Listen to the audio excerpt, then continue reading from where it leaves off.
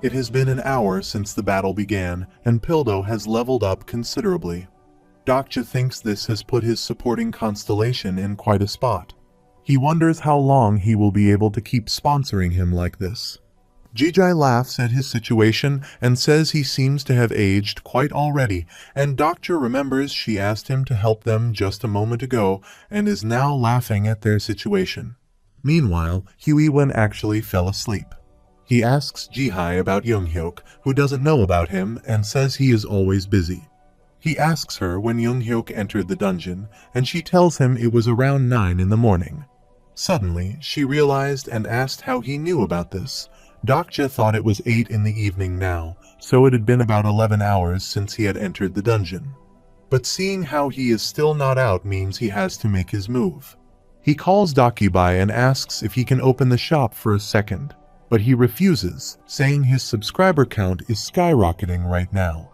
Dokja warns him to open the shop if he doesn't want to lose all of his subscribers, and Dakibai sees him disliked because he doesn't want to do this at the moment. He then opened the shop and spent his 5,000 coins to upgrade his membership to gold, and now he has become a gold member of the Dakibai shop.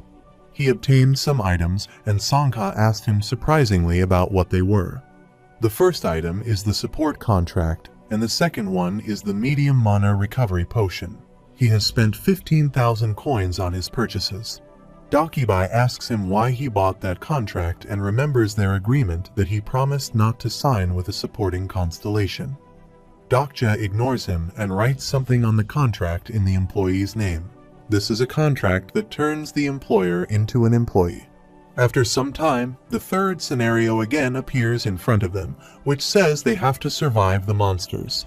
It has been an hour and a half since the scenario began, and Pildo still has 6 hours and 30 minutes to go.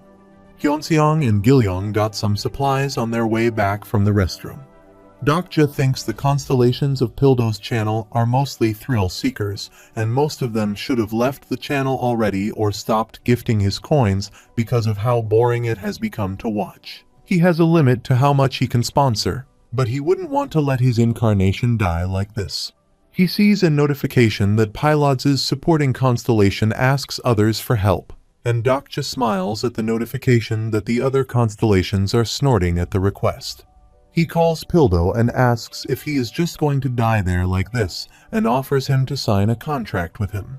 He shows him his contract and says he can't be a supporting constellation since he is not a constellation, but he can still sponsor him.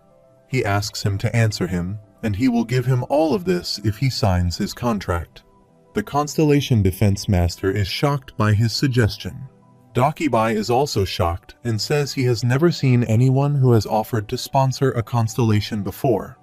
He asks Dokja if he is sure that Pildo's constellation will make a deal with a mere human. Dokja knows that Pildo and his constellation have no more coins left and thinks this constellation's home world has already perished during a previous scenario. So the Defense Master's stories have long been erased from people's memories. Stories are referred to as the account of incidents or events, and in the world of the Star Stream, it is a source of power. It is revealed that the constellations without stories cannot earn cons, and constellations cannot support new incarnations without any coins. When a constellation fails to spread its stories through its incarnation, they are forgotten and perished. In reality, the constellations do not like they care about their incarnations, as in the case of Pildo. And now, if he sees Pildo dying, it means he is out of coins. Sangha is shocked to see his situation and says he will die at this rate, while Dokja thinks he will die if they don't stop him. He wonders if the Defense Master wants to see his incarnation die in front of him. Suddenly, he is notified that the Constellation Defense Master wants to know the terms of the contract, and Dakibai is shocked to see that the Defense Master has begun to review the agreement. Dokja smiles at the notification that the Constellation Defense Master is asking for some time to consider the contract. Pildo is shocked and asks what is happening there, while Dokja believes he has been sold off. After a while, the Constellation Defense Master added new clauses to the contract, and he agreed to the contract if Dokja concurred with the new provisions. One clause is that the employer must respect the employee's property rights and must guarantee Pildo's right to live, and the second one is that he must assist Pildo in his betterment. Dokja thinks he was already planning to put him under training, so he doesn't mind with these clauses. Currently, what matters to him the most is Clause 3, which states that the employer will be given authority over the employee's property, Pildo Gong, effective at the moment the contract is signed. He agrees to the conditions and is notified that the contract has been agreed upon. He then throws a recovery potion toward Pildo and asks him to stop the monsters.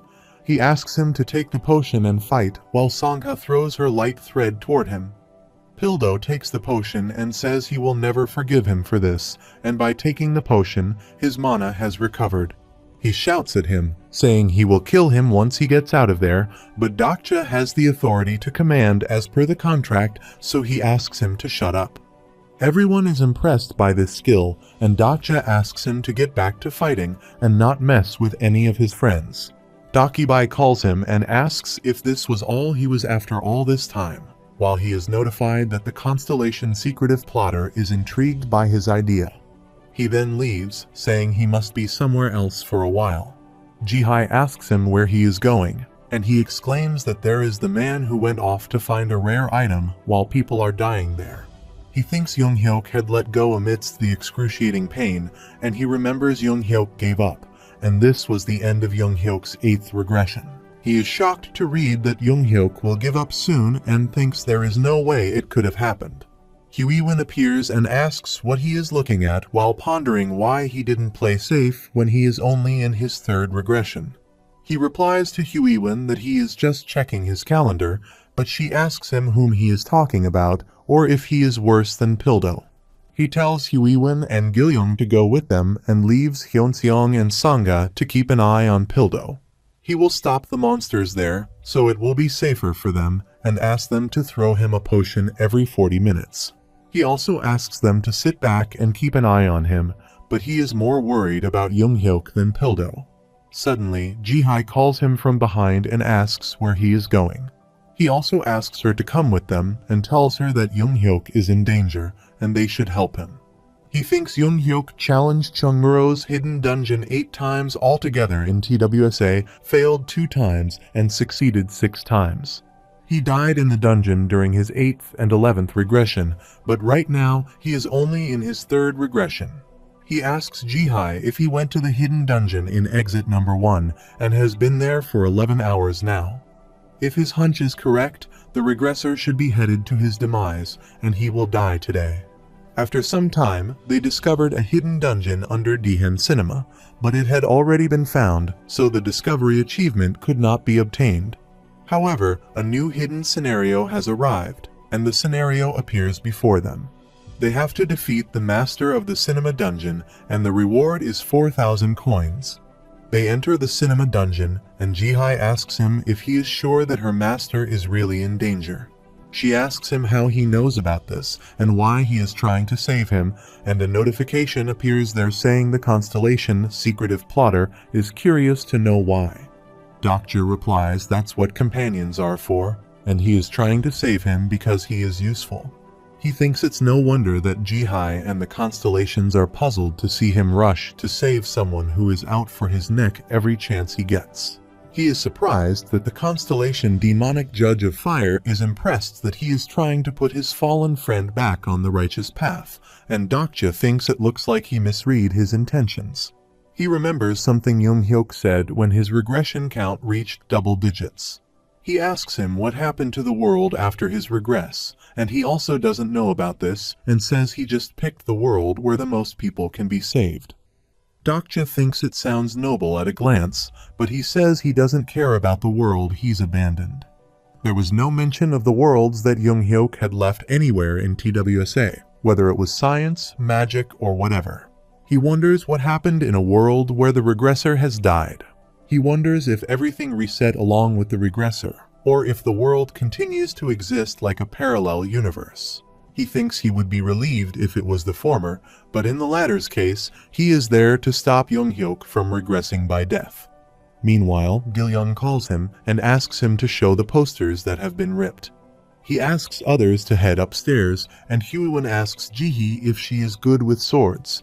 She replies that she is experienced with swords because she loves swords, and Huiwen says cutting something is exhilarating.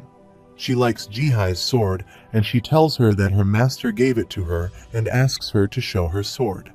Huiwen hides her sword and says her sword is also pretty good, while Dokja suddenly feels sorry. He asks Jihai why she can't talk to him like she talks to Huiwen, and she replies that she admires cool older women. Gilyong feels someone's presence there and grabs Dokja's shirt to inform him about this. He asks everyone to keep quiet and wonders if he feels Junghyuk's presence there. They hear some men talking about ripping the cinema posters, and they are talking about the 1,000 coins they have paid to the prophets. Dokja whispers that they must have entered through the ground floor entrance, and Jihai says they have never seen them in Chungmuro. She is surprised to hear about the ground floor and wonders about the poison gas. Dokja says each station has a different scenario of varying durations, and they must have completed theirs before they did. He thinks that as for the poison, the meat of a subterranean monster will take care of that, and he has never seen them mentioned in any of Junghyuk's regressions. At this point in time, Junghyuk and he should be the only ones who know about the hidden dungeon, and he wonders what is triggering this change. The boys now decide to head into the dungeon, and a light falls on them. Dokja and others are shocked to see them, and the boys disappear before their eyes. He is surprised to see all the torn posters, only one is untouched. He reads a line that a time forgotten by mankind recreated and thinks Junghyuk left all the posters behind. Suddenly, the same light falls on them, and they are shocked at what is happening there. Dokja asks Huiwen if she likes the movies. If she does, she might begin to hate them.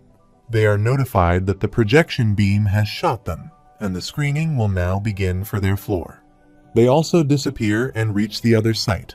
The place looks like a forest, and Jihai asks him, shocked, where they are. Dokja replies that they are inside a movie and think this world has been created by the cinema master, who will be on the 8th floor of this dungeon. The cinema dungeon's main attractions are the stages hidden within the posters. He thinks Junghyuk had planned to clear all the stages and keep the rewards for himself. Huiwen is worried because things keep getting increasingly complicated, and they wonder what movie this should be. Suddenly, they see Gilyong going to a side, and Jihai tries to stop him from going anywhere. A giant bug is about to attack him, and Jihai attacks the bug, trying to save Gilyong. This is a Titanoptera, an insect from the Triassic period, and they are shocked to see that Gilyong grabs the bug and kisses it. He starts playing with the insect, and Jihi surprisingly asks Dokja about the problem with him. He knows that he has an issue named Jean Henry Faber, and they might be able to get through this without much of an issue. Junghyuk must have skilled this stage based on its theme because most rewards correlate to the theme of the movie the cinema dungeon is based on. He thinks Junghyuk probably didn't know that this stage could give them a very important reward. Suddenly, Gilyong calls him because he feels someone's presence there. Suddenly, the ground starts shaking, and they see some people running from the side, calling for help. Jihai recognizes them that they are men from earlier, and they think now they know which movie they have sped in by seeing a monster. Dokja knows that it's a Tier 7 beast monster and thinks the harder a hidden dungeon is, the better the rewards. The monster runs toward them while they all run to save their lives. They are all running to save them, but the monster runs behind them and attacks one of them to kill him. After that, they also notified that the Tier 7 dragon species Tyrannosaurus rex has become aware of their presence. Dokja grabs a stick for self-defense, and Jihai asks him if he wants to fight with that thing. He replies that they have to fight him if they want to open the exit. He thinks the building should be the central research lab and asks them to remember that they are in a movie. They have to give it a fantastic finale. The monster activates its skill, Carnivorous Fear, but Dokja's personal skill blocks his skill's effect. He asks Gilhyun to get behind him and Huiwen and Jihai to spread out. In the meantime, Gilyong activates his skill, Dinosaur Encyclopedia, and says Tyrannosauruses are more agile than they look. Still, they have a narrow vision and are vulnerable to side attacks. He read about it in an encyclopedia when he was young, which means when he was much younger than now. In the meantime, the dinosaur rushes toward them, and Jihai asks them to run behind when she will dodge it. Dokja is relieved to see them fighting and thinks they know what they are doing. He is the only person who's fit to be a tank at the moment, and he is notified that the Tier 7 land dragon species Tyrannosaurus Rex has chosen him as its target. He thinks Jihai and Huiwon should be able to kill that thing while he is distracting it. Gilyong calls him, says he will distract it, and says he can do it, while Dokja is shocked because he is supposed to get behind him. Gilyong faces the monster and throws his insect towards it, which attacks its eyes. The dinosaur cries in pain, while Dokja is surprised to see his trick and thinks it's no wonder that Younghyuk wanted to take him away. He then commands Jihai and Huiwon to attack him at the moment, and they both hit the dragon with their swords. In the meantime, Dokja activates his Unbreakable Faith's special property, and the ether affix is changed to fire. He jumps upon the monster and stabs his sword in its body. He slashes through its body and drags it behind the sword. Others are shocked to see him doing this trick. He angrily attacks the dinosaur and burns it away while everyone watches him die there. Soon, the monster has been defeated and falls to the ground, and he is notified that he is the first to successfully hunt a Tier 7 land dragon species, Tyrannosaurus Rex. He has received 1,000 coins for his achievement. They then move toward an injured boy, and Dokja gives him some water and asks him to take deep breaths slowly. He tries to drink the water, but his wounds are too deep, and he won't be able to survive. Dokja asks him how he knew about this place, and he replies that the prophets told them about it. He tells him that prophets are the guardians of the revelation, and with this, the man dies before him. Dokja is shocked to hear about this and thinks a revelation is fascinating and ridiculous. The only person to have such an ability in TWSA is Anna Croft, who has the future vision skill. He then asks others to take a quick break and thinks it's obvious, seeing that they sent someone else other than coming there themselves, that there must be others like him out there. After some time, he is surprised to see many options out there, which contain stamina amplification, mana, agility, and strength amplification ampule. He looks towards others eating dinosaur meat, and they find it so delicious that he is about to cry. Huiwon says it's amazing to see everything in the movie recreated like this. Jihai notices him doing something and asks him about the potions. She calls Huiwon and tells her that he is trying to hide the potions and asks her to give her the strength ampules as a helpless little girl like herself needs them. Dokja wonders if she really thinks he will fall for her trick, but Huiwon says Dokja has found them so that he will distribute them. Dokja believes he doesn't want to give her any since she's with Younghyuk. A few constellations fond of monopoly are displeased with the situation, and the constellation Demonic Judge of Fire expects them to be fair. He asks them to play rock, paper, and scissors, and the winner takes an ampule for every round. The first players are Jihai and Dokja, and he activates his personal skill, Omniscient Reader, level 1, and is already notified that she is about to play scissors. At last, she loses all rounds, and they continue their journey. Huiwon asks if he is sure they ended the movie right because she doesn't think anyone hunted down a Tyrannosaurus Rex in the film. Dokja believes this is more fun this way, and it is fine since the genre is action-adventure fantasy. He is notified that the cinema master is happy with the movie's ending, and he can now move on to the next floor. He thinks the key to clearing this dungeon is not to recreate the movie's actual endings, but to produce an ending that pleases the cinema master. Meanwhile, Gilyong says goodbye to his insect because they can't take the monsters they find in a level of the cinema dungeon. All they can take with them are the items of the stat amplification ampules they saw earlier. Huiwon and Gilyong have 2 potions. Dokja has 16, while Jihai has no potion. He also got an ampule as a reward for taking down the T-Rex. The item is called Engridge T-Rex DNA Ampule, which increases all stats by 10 for a 30-minute duration. Dokja thinks he can only be used in the cinema dungeon, but can't beat the final floor without it. They are traveling in a helicopter and soon reach the first ending credit. The movie's cast is Dokja Kim, Hyewon Jeong, Ji-hai Lee, and Gil-young Lee, and they have each received 500 coins for their performance. The hidden scenario again appears there, saying they have to defeat the master of the cinema dungeon, and the reward will be 4,000 coins. They enter a building, and Ji-hai asks him how many more floors they have to clear. He replies that Young-hyuk should have already shed some, so it shouldn't take too long. She asks Hyewon if they can only enter the movies where the poster hasn't been ripped, and she tells him that the poster seems to have torn after they cleared it. Dokja asks them to get hurry because they don't know how many more movies they have left.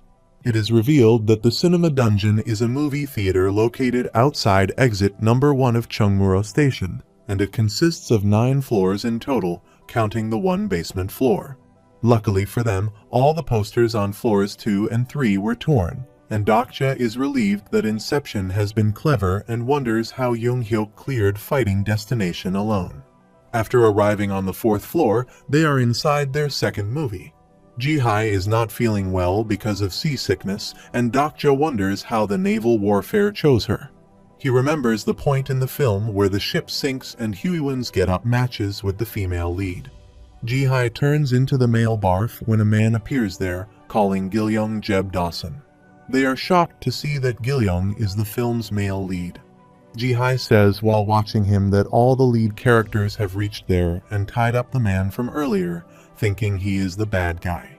Ji-hai says they should kill him, and when Dokja tries to stop him, she says the cinema master is all about action, and it would be better for them to just off him now.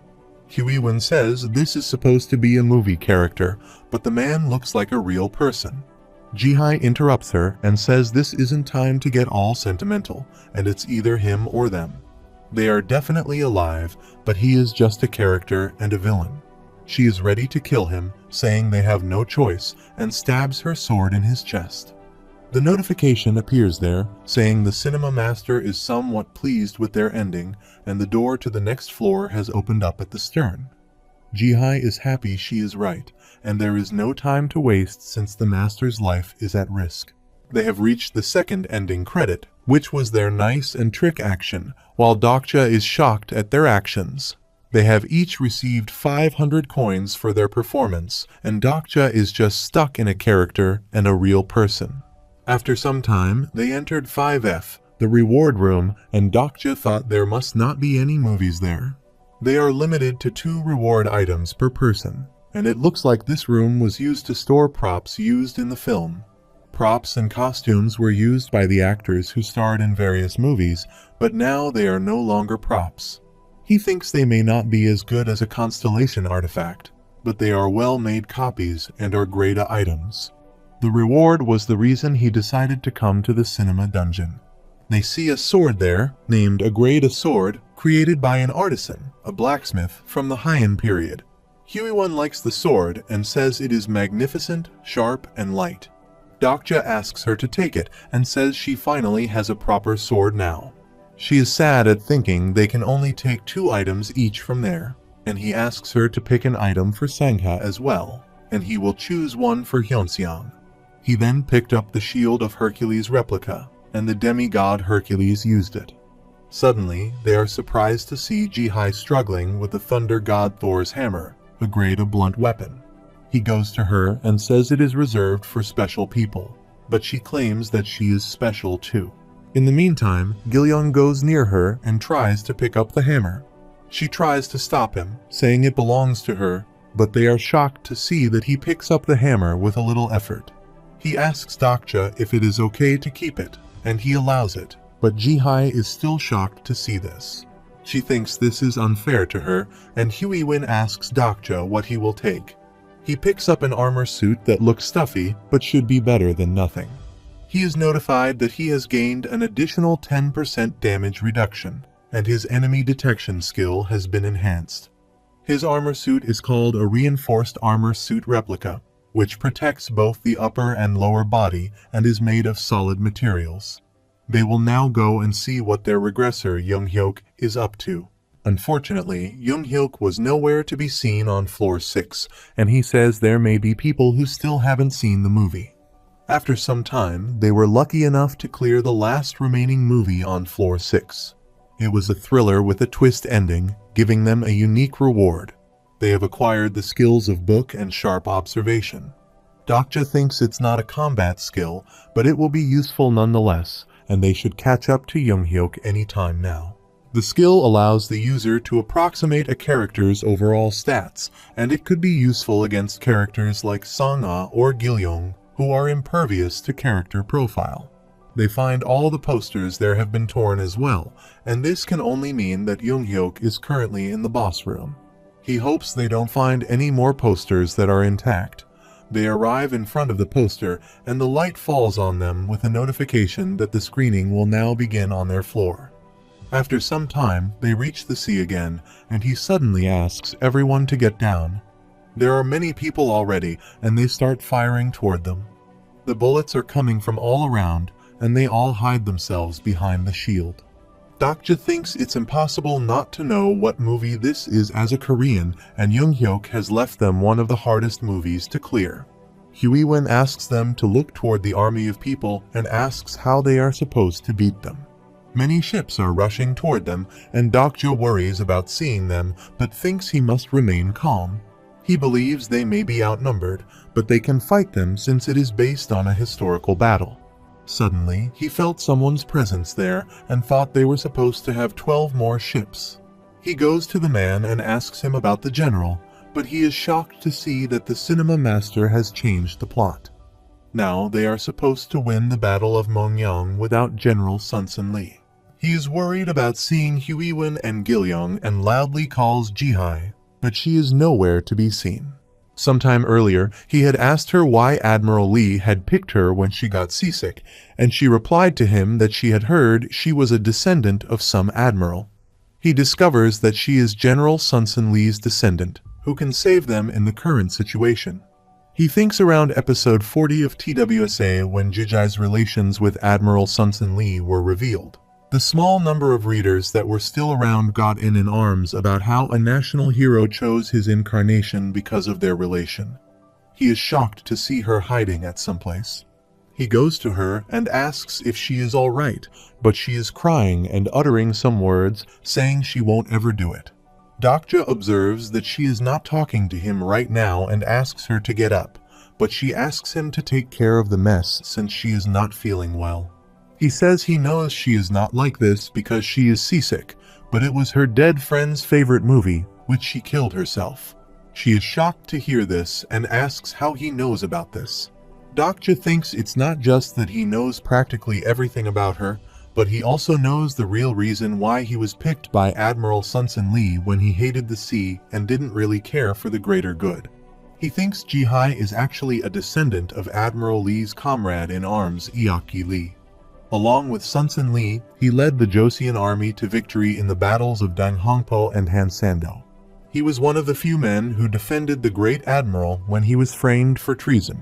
However, he didn't leave behind enough stories to become a major constellation. It was honorable for Admiral Sunsun Lee to have chosen his friend's descendant as his incarnation. He is sure he couldn't bear to watch his old friend's descendant turning into a demon after killing her friends. Suddenly, they are notified about a bounty scenario which says those who seek death shall live, and those who seek life shall die. They have a clear condition that the naval warfare god has called for their help, and they have to encourage Admiral Lee's incarnation Jihai and lead the Battle of Mongyang to victory. He will get one of the great admiral's stigmas as his reward, and Dokja is surprised that he gets to use his stigma without a support contract. Soon, the army ships surround them, and he tries to wake Jihai up and says there is no time to explain. He asks her if she is going to give up like this after she has killed her friends to survive, and if she will not be forgiven whether she lives or dies. He asks her to get up so she can save at least a few lives if she gets back up right now. In the meantime, the soldier sets fire to them, and he blocks the bullets with the help of his shield. He again calls Jihai and tries to wake her up while she remembers the time when she had a good time with her friend. She cries and says she doesn't deserve to live, and Dokja wonders if he is taking advantage of her. He thinks he is no different from Jihai, who killed her friends to survive, while he uses his knowledge of these characters to his advantage solely to remain alive. He tells her that the right to live isn't something she is given, and she must earn it while she is still alive. He says it doesn't matter whether she stones her past or keeps living a despicable life. What matters is that she has survived. He asks her if she wants to die there, and he is notified that he has an excellent understanding of Jihai and activates his level 2 omniscient reader's viewpoint. He reads her mind, in which she says she doesn't want to die and gets up with a determination. Dokja thinks constellations do as they please, and they don't always help their incarnations when they ask for help, and many of them don't even bat an eye when their incarnations die. However, no constellation misses a chance to help their incarnation when their story is involved. She gets up, and a notification appears there saying she has acquired a new stigma, and she activates her Ghost Fleet Level 1. Dokja thinks he has only ended up helping Younghyuk in the end, while Jihai believes she still has 12 ships left to fight with. Suddenly, a tornado occurs in the sea, and many splashing waves appear from the water. Jihai thinks she would happily die where she stands, and if she could have his vengeance. The underground ships appear from under the sea, which will help them fight the enemies. They are shocked and happy to see that Jihai has summoned them. In the meantime, her ancestor appears behind her, and she swings her sword in the air and is ready to fight them.